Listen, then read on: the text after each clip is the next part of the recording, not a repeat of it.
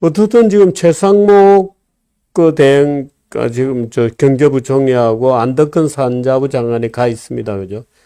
어떤 대면이 될 거로 보십니까? 지금 이제 대표님 그 미국 입장에서는 미국이 지금 그 5개 국가를 우선순위로 해가지고 딱 협상하겠다고 했지 않습니까? 영국, 호주, 그리고 일본, 한국, 일본, 한국, 인도입니다. 인도. 예. 예. 제가 봤을 때는 그게 말은 이제 말은 동맹국이니까 빨리 하겠다고 그랬는데 네. 제가 봤을 때는 상대가 만만하기 때문에 하는 겁니다. 아, 그래요? 네, 제가 봤을 땐 그렇습니다. 상대가 만만하다고 하면 잘 들어줄 것 같다? 그렇죠. 그리고 우리가 그 외부 의존도가 높다 보니까 일본도 마찬가지고 그래서 지금 먼저 협상을 하자고 그러는 게 아닐까 저는 그런 의심을 가지고 있습니다. 그리고 또 저는 이제 개인적으로 우려되는 것은 혹시 지금 이제 한 45일 정도 남았습니까? 예. 새 정부 들어서는 거. 예, 네. 선거가 날 때까지 혹시 요번 정부에서도 협상한 다음에 받을 거 받고 그리고 다음 정부에 가서도 또 받을 거 받고 그러지 않을까 하는 이제 생각도 해요. 두 번 할 수 있다. 두 번을 다 받아낼 수 있다. 이렇게 보는 거군요. 제가 만약에 미국 협상 가면 저는 그렇게 하겠습니다. 미국 측이라면. 그렇죠. 그 협상을 할 때 대표님 일개 사업 단위로 협상을 하면 100점 100패를 합니다. 그래서 우리는 모든 것을 다 하나의 패키지를 섞어서 묶어서 크게 해가지고 그 큰 바이게닝, 큰 딜을 해야 됩니다. 빅 딜을. 아니 지금 얘기를 들어보면 예를 들어서 미국 측이 우리에게 뭔가를 내놓기보다는 사실은 우리에게 그 리스트가 훨씬 많군요. 우리에게 뭐가요? 말하자면 협상할 리스트가 우리가 많이 가지고 있는 거죠. 그러니까 이제 그러니까 그 대표님 질문은 뭐냐니까 우리가 이런 그 관세를 포함해서 지금 얘기한 미국에서 요구가 많으면은 우리는 어떻게 할 거냐 이게 그런 거죠. 질문이시잖아요. 예. 답은 굉장히 간단합니다. 우리가 주는 것보다 그 이상의 받아오면 되죠. 반대급을 받으면 되잖아요. 예. 그게 답입니다. 그러니까 이것을 복합적으로 봐야 되거든요. 지금 네. 그 두 개 그 경제부처 장관이 가는 거 아닙니까? 네. 근데 이건 경제부처에서만 할 수 있는 일이 아니에요. 네. 아까 말씀을 드렸지만 이것은 그 주둔 비용 플러스 네. 안보 문제, 국방 그리고 미국 입장에서는 중국 관계도 있기 때문에 네. 이건 기술 플러스 또 그 국방 이슈 무기까지 지금 다 포함된 거기 때문에 이것을 종합적으로 보는 종합예술이기 때문에 제가 봤을 때는 그냥 경험상 제가 말씀을 드리자면은 그냥 가서 커밋하거나 아니면은 뭐 약속을 하거나 그럴 필요는 없다. 예, 그렇죠. 그리고 한덕수 총리가 대선 출마할지 안 할지는 모르겠지만 이것을 자기 사적인 이거랑 연결시키면 안 되겠죠. 아니, 한덕수 총리는 그동안에 외교부 분야에 오랫동안 있었잖아요. 잘 아시겠는데요? 예. 근데 한덕수 총리하고 저하고는 협상하는 스타일이 매우 다릅니다. 어떻게 비교됩니까? 저는 좀 까칠하고요. 네. 그리고 저는 반대급부를 굉장히 중요시합니다. 그 반대급부란 것은 그 앞에 단어도 가시적인 반대급부. 그러니까 예를 들어서 미국이 잘하는 게 있거든요. 그 반대급부를 뭘 주냐니까 야 상하원 앞에서 연설하게 해줄게. 국격 국력 증대 차원에서 아무 도움도 안 돼요. 네. maybe 국격은 조금 도움이 될 수도 있겠죠. 아니면 한미일 회의를 하는데 우리 캠프 데이비스에서 하자. 그런 거. 그런 거로 말하자면 생색을 내는 거죠. 그런 것은 진짜 so what 시고 큰 도움은 안 되잖아요. 국격 국력 증대 차원에서. 그래서 가시적인 걸 이제 말씀을 드리는 거죠. 그러니까 다시 말씀드리자면은 명분과 실리가 있지 않습니까? 실리를 챙겨야죠. 우리가 흔히 쓰는 표현 있잖아요. 윈윈. 트럼프는 윈윈 안 좋아합니다. 네. 지 혼자 윈을 좋아합니까? 누군가 패자가 있어야 돼요. 네. 루저가 있어야 되는군요. 그러니까 예를 들자면은 요번에 콜롬비아 상대하는 거 보셨잖아요. 네, 콜롬비아 대통령. 네. 제렌스키 대통령 상대하는 거. 이제 그 얘기를 하더라고요. 트럼프 대통령의 어젠다는 비밀이 없다. 이거 다 오픈 시크릿이다. 다 알려져 있다. 하지만 다만 니네들이 충격받고 깜짝 놀랄 부분은 뭐냐니까 이 어젠다를 이행하는 속도에 니네들이 깜짝 놀랄 것이다. 그 얘기는 해주더라고요. 당신 취미가 뭐야? 그러면 제가 제일 난감해합니다. 네, 뭔가요? 제가 네. 답을 해본 적이 없는데, 대표님이 질문을 하시니까 말씀을 네. 드리자면은, 답을 해야 되나? 말씀을 드리자면은, 그냥 문 닫고 서재에서, 세계 지도 펴놓고, 네. 지정학적으로, 통상적으로, 그리고 이런 여러 가지 면에서 우리가 어떤 정책을 가지고, 그 정책을 펼쳐나가야지만 선진국이 되는가, G7 국가에 가입할 수 있는 건가. 네. 그것을 연구하는 거죠. 왜냐니까, 예를 들어서 대표님, 각 나라마다 책사가 있어요. 네. 그래서 예를 들자면 지금 중국 같은 경우는 장짜민트 등장해가지고, 거의 끝났을 때 후진타워 때는 끝났을 거다 했는데 후진타워에서도 10년 있다가 그리고 시진핑이 등장했을 때는 이제 끝났구나 했는데 아직도 있는 사람이 있는데 그게 왕후닝입니다. 후닝. 지금 네. 서열 4위죠. 네. 아마 제가 봤을 때는 제갈공명 플러스 사마위 두뇌를 2개 다 갖고 있어요. 네. 그리고 북한에도 그런 사람이 있잖아요. 누구입니까? 여자입니까? 아니요, 김정은의 이복 누나 남편. 한 번도 등장을 안 했죠. 그렇죠. 예. 그리고, 바이든 때는 이제 많은 사람들이 기대를 했었지만 하여튼 머리는 좋아요. 제이크 서로벤이 외교안보 보좌관이 그 역할을 했었고요. 네. 그래서 각 나라마다 책사가 있는데, 백인 엘리트 애들한테 인정을 받아야 되잖아요. 네. 안 그러면 포들이 되잖아요. 네. 미국의, 전번에 이명박 대통령이 아니고 아마 박근혜 대통령 때 우리가 그때 그분을 장관을 모시라고 했었는데 청문회가 통과가 안 돼가지고 다시 돌아간 김종은 대표라고 계시죠. 네네네. 김종은 대표가 60년생입니다. 제가 59년생이고. 네. 대표님이 57년생이시고. 네. 근데 제가 유엔 대사 할 때 부부 동반을 해가지고 저녁 식사를 했는데 말이 잘 통했어요. 네. 말이 아주 잘 통했는데 국가 간에 딱 얘기했을 때 거기서는 이제 완전히 180도 반대로 가는 거예요. 김종은 대표는 나는 미국 사람이다.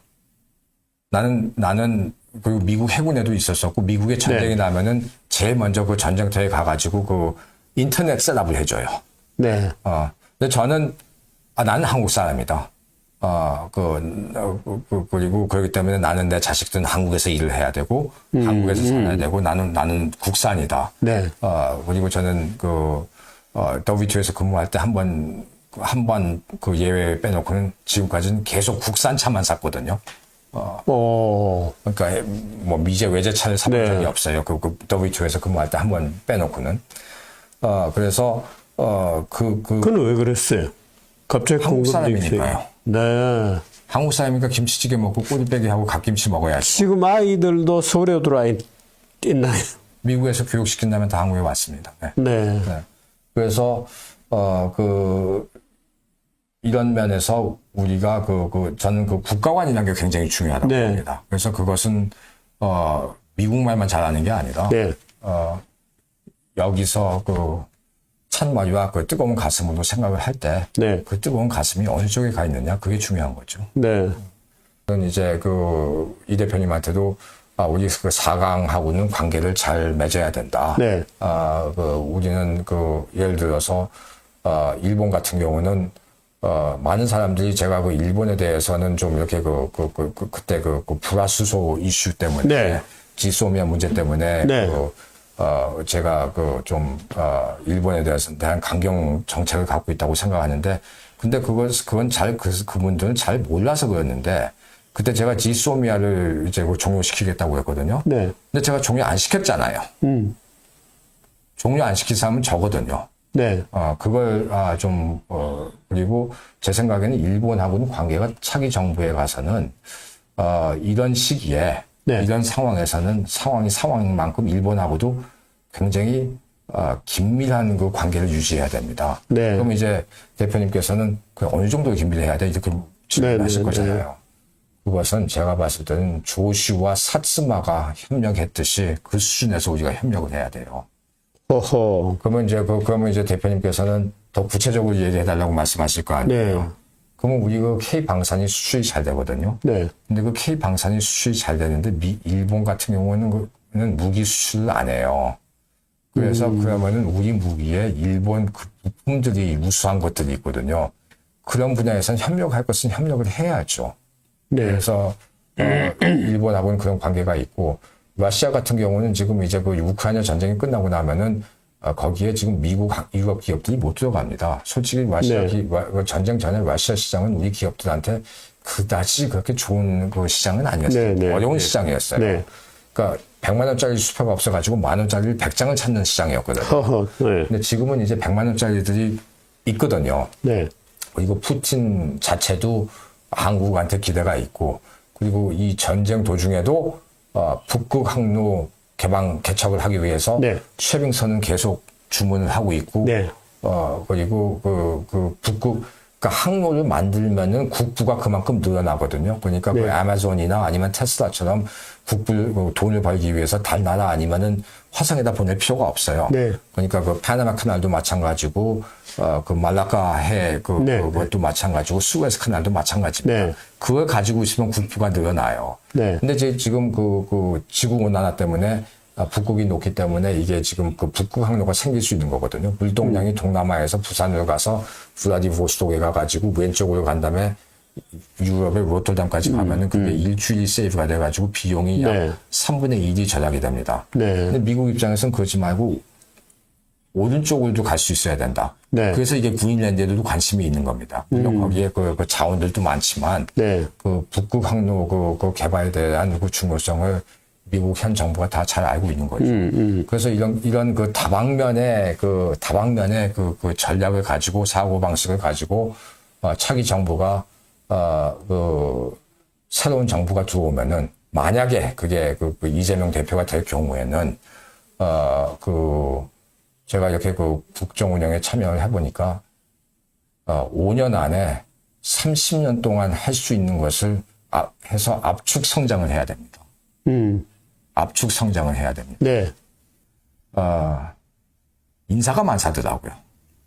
그럼요. 네, 네. 인사가 많사더라고요. 네. 그래서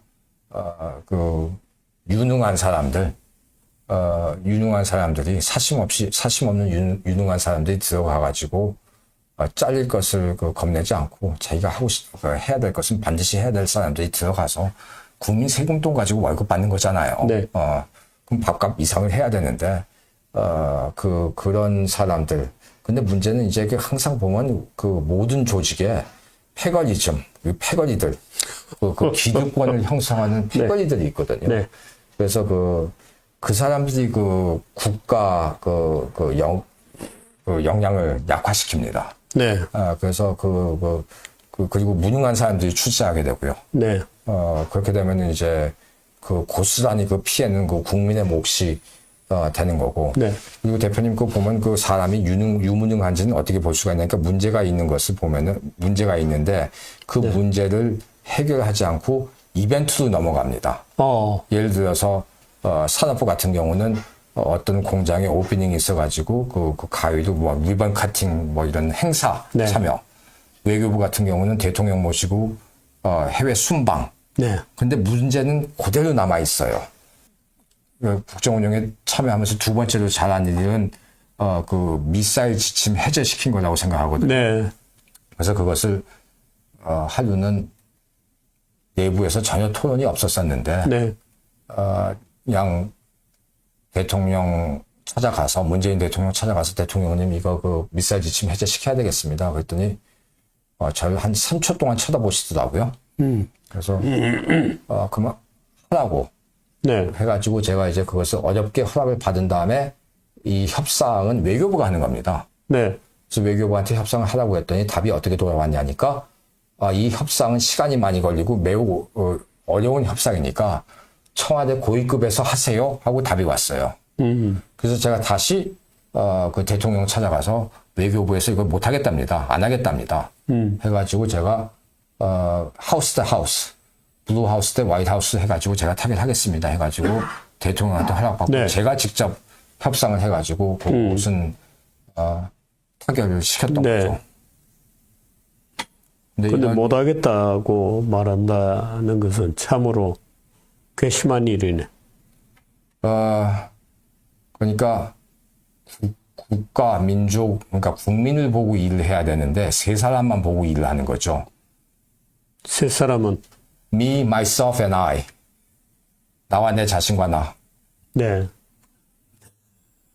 그래서 그런 것이 그래서 제가 말씀드린 것은 이 압축 성장이 네. 중요한 겁니다. 네. 올 1년. 올 1년이군요.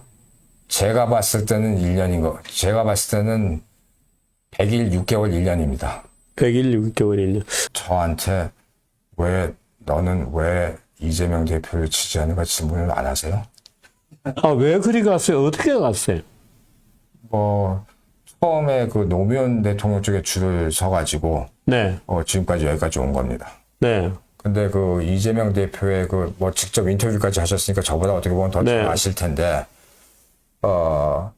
제가 봤을 때는 전시체제 대통령이 필요한 것 같아요. 지금 이 상황에서. 네. 형식체제가 아니고. 그러니까 마치 2차 대전 때 영국 총리가 윈스턴 네. 철칠로 바뀌었잖아요. 네. 챔버len에서. 그래서 그런 전시체제 대통령이 필요해서 우리의 앞으로 30년을 설계를 잘 해가지고, 네. 혜택을 갖고 와야 되는 게 필요한 것 같고. 네. 두 번째는 행정력이 우수한 것 같아요. 네. 그리고 그래서 이런 습득력이 또 빠르고, 네. 그리고 판단력이 빠르니까, 네. 결국은 저는 이제 노무현 대통령을 매우 좋아했거든요. 네. 저하고 이제 코드도 매우 케미가 네. 아주 잘 맞았었죠. 네. 근데 그때 제가 끝나고 난 다음에 느꼈던 것 중에 하나가 뭐였냐니까, 장수가 주군을 한 분을 모시지 두 분을 모시는 건 아닌데, 그것보다도 더 중요한 것은, 그러니까 조자룡이가 완소나 아니면은 조조 아니면 동탁을 자기 주군을 모실 수도 있었던 거거든요. 네. 그러니까 이것도 잘 선택을 해야 되는 것 같아요. 그래서 그런 이유 때문에 제가 이재명 캠프에 갔습니다. 줄을 설 때의 비결은 뭡니까? 뭘 가지고 가서 줄을 서게 돼? 굉장히 간단한 것 같아요. 그것은. 네. 저는 사람을 좋아합니다. 저는 사람을 신뢰하고 저는 사람을 존경하고 좋아합니다. 네. 근데 어떤 기준을 좋아하느냐? 저 사람이 그러니까 공동체란 것은 비전, 전략, 전술 이 세 가지 단계로 움직이잖아요. 네. 저 지도자가 어떤 비전, 전략과 전술을 가지고 우리나라 국민들, 5천만의 국민들을 위해서 희생을 할 것이고 얼마만큼 리드를 잘해가지고 얼마만큼 빨리 그것도 가속을 내가지고 우리한테 부를 남겨줄 것인가. 이 기준을 봐야 되거든요. 이 네. 기준으로 그 지도자를 평가를 해야죠. 네. 그 기준입니다.